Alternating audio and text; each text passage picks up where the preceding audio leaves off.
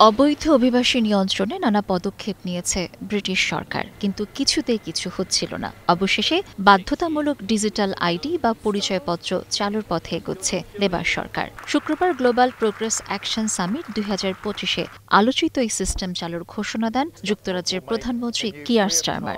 Digital ID mandatory. এই digital আইডিতে থাকবে নাগরিকের নাম, জন্ম তারিখ, ছবি, জাতীয়তা ও বসবাসের অবস্থা। চাকরি করতে পারবে কিনা এটি হবে প্রধান যোগ্যতা। ফলে যারা অবৈধভাবে বসবাস করছে যুক্তরাজ্যে তারা কোনো কাজ পাবে না। অবশ্যই কার্ডের জন্য দিতে হবে না কোনো টাকাও।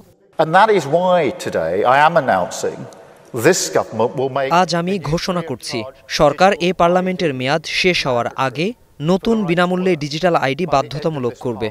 স্পষ্ট করে বলছি, ডিজিটাল আইডি না থাকলে যুক্তরাজ্যে আপনি কাজ করতে পারবেন না। ব্যাপারটা এতটাই সোজা। Do not have digital ID.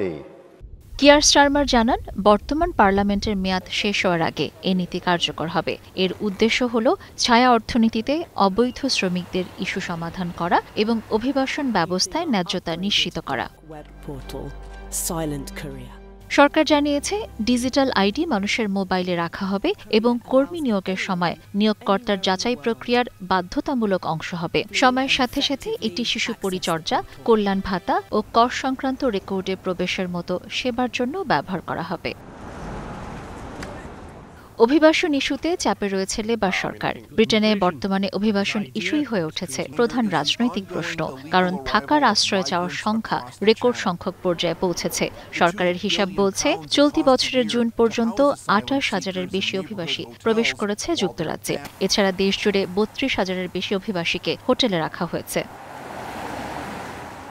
এমন প্রেক্ষাপটে চলতি মাসেই লন্ডনে হাজারো মানুষ অভিবাসন বিরোধী মিছিলে যোগ দেয়। পুলিশের সাথে হয় সংঘর্ষ, যা যুক্তরাজ্যের সাম্প্রতিককালের অন্যতম বৃহৎ ডানপন্থী আন্দোলনে পরিণত হয়। তবে কেউ কেউ মনে করছেন, যুক্তরাজ্যে প্রত্যেক কর্মীর জন্য বাধ্যতামূলক ডিজিটাল পরিচয়পত্র চালু করা ভালো উদ্যোগ। সাম্প্রতিক জরিপে বেশিরভাগ নাগরিকই এই উদ্যোগকে সমর্থন করছে। আমার মনে হয় এটা ভালো ধারণা। কেউ অভিবাসন নিয়ে অভিযোগ করে, আবার কেউ অভিবাসন নিয়ে অভিযোগকারীদের নিয়ে অভিযোগ করে। আমাদের সবাইকে সরকারের অভিবাসন নিয়ন্ত্রণ প্রচেষ্টা সমর্থন করতে যা যা করা দরকার তাই করতে হবে, আর পরিচয়পত্র হলো সেই কাজ করার একটি উপায়।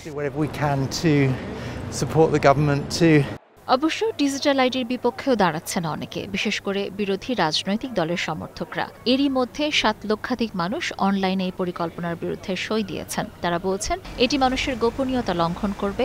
আশঙ্কা করছেন হতে পারে এর অপব্যবহার। এই পরিকল্পনা অভিবাসন কমাবে না, বরং সাধারণ ব্রিটিশ নাগরিকদের নিয়ন্ত্রণে ব্যবহার হবে। আমার মনে হয় এ নিয়ে নাগরিক স্বাধীনতার উদ্বেগ আছে।